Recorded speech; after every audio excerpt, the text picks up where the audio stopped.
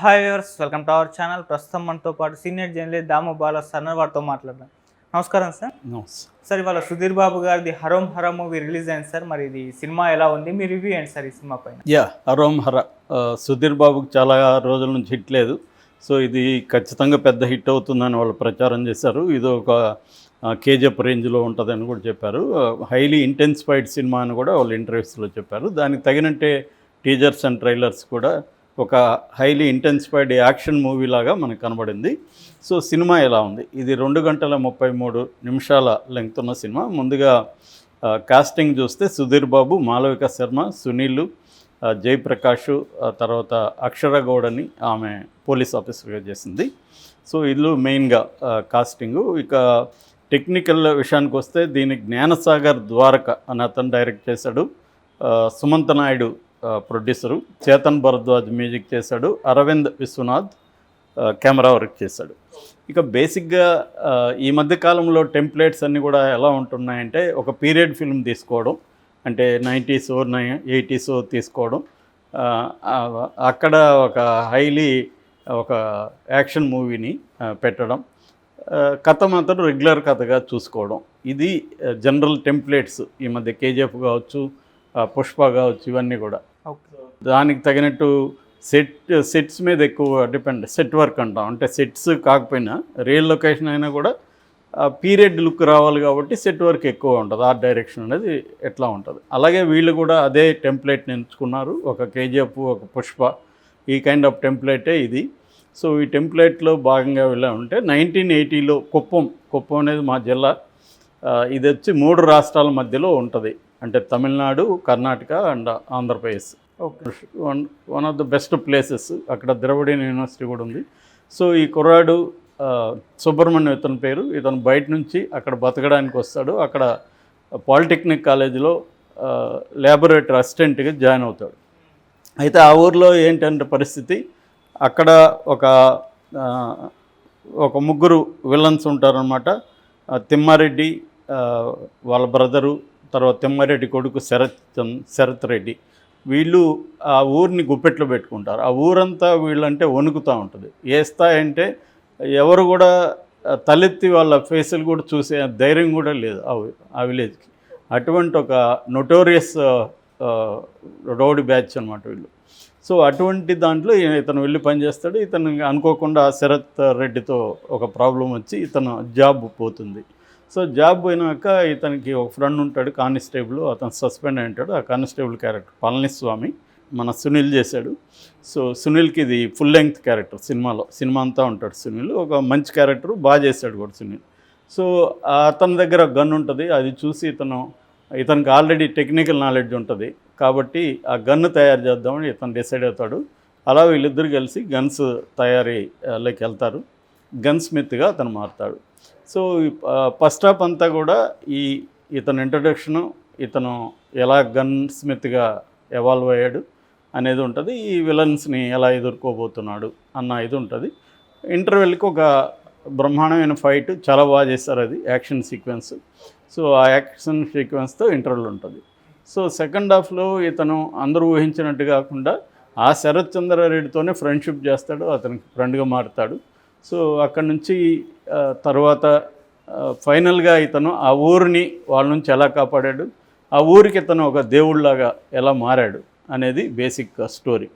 ఇది విన్నప్పుడు ఏంటంటే, బయట నుంచి ఒక వ్యక్తి ఒక విలేజ్కి రావడం, లేకపోతే ఒక టౌన్కి రావడం, అక్కడ ఉన్న రౌడీల్ని ఎదుర్కోవడం, ఇతను వాళ్ళందరినీ ఎదుర్కొని ఇతను ఒక పెద్ద స్థాయికి వెళ్ళడం అనేది టెంప్లెట్. ఇది మనకి శివ నుంచి ఇంకా బ్లాక్ అండ్ వైట్ నుంచి ఇదే టెంప్లెట్స్ సేమ్ ఇది.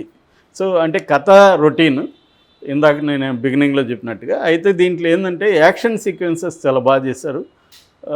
స్క్రీన్ ప్లే కూడా ఏంటంటే ఎక్కడా కూడా ట్విస్ట్లు టర్న్ లేకుండా ఒక లీనియర్ స్టైల్లో స్క్రీన్ ప్లే మనకి వెళ్ళిపోతుంది. అయితే ఫస్ట్ హాఫ్ చూసుకున్నప్పుడు బిగినింగ్ చాలా టైం తీసుకున్నారు. మామూలుగానే యాక్షన్ సినిమాల టెంప్లెట్ ఎలా ఉంటుందంటే, ఫస్ట్ 50 నిమిషాలు పెద్ద కథలోకి వెళ్ళరు. అక్కడక్కడ ఇంట్రొడక్షన్లు చేసి కొద్దిగా సస్పెన్స్ క్రియేట్ చేసి ఏదో టైం పాస్ చేస్తుంటారు. ఒక రొమాన్స్, ఒక కామెడీ, ఒక యాక్షన్ ఇలా నడుస్తుంటుంది. General formula. అవును, తమిళైనా ఇండియన్ సినిమా ఇది. బేసిక్గా. కథలోకి వెళ్ళడానికి మన వాళ్ళకి టైం కావాలి, ఎందుకంటే 2 గంటల 20 నిమిషాలు ఎంతో సినిమా ఉండాలి కదా. అందుకే ఈ కథ ఏమో చాలాసార్లు చాలా తక్కువ ఉంటుంది, చిన్న కథ ఉంటుంది. సో అందుకని ఈ ప్యాటర్న్లో వెళ్తుంటారు. ఇది కూడా అలాగే వెళ్ళింది. సో ఒక లవ్ స్టోరీ, కొంత మెచ్యూర్ లవ్ స్టోరీ అని చెప్పుకోవచ్చు ఇది. దాని తర్వాత యాక్షన్స్, ఇతని గన్ తయారీ, దీంట్లో వచ్చిన ఇబ్బందులు, సో ఇవన్నీ ఇలా సాగిపోతుంటుంది. అక్కడక్కడ స్లోగా ఉంది ఫస్ట్ హాఫ్. అయితే ఫస్ట్ హాఫ్ బెటర్గా ఉంది సెకండ్ హాఫ్తో పోలిస్తే. సెకండ్ హాఫ్ ఏమో ఇంకా స్లోగా ఉంది, ప్రిడిక్టబుల్ సీన్లు ఎక్కువ ఉన్నాయి. ఫస్ట్ హాఫ్లో మనకు ఆ బ్యాక్గ్రౌండు సెటప్ అది కొంత కొత్తగా ఉంటుంది. కుప్పంలో ఉండే ఆ స్లాంగ్ కూడా చాలా బాగా చేశారు. ఇప్పుడు పుష్ప దగ్గర నుంచి ఇవన్నీ జాగ్రత్తలు తీసుకుంటున్నారు, లాంగ్వేజ్ ఎట్లా అథెంటిక్గా ఉండడం అవన్నీ, అది దీంట్లో బాగుంది.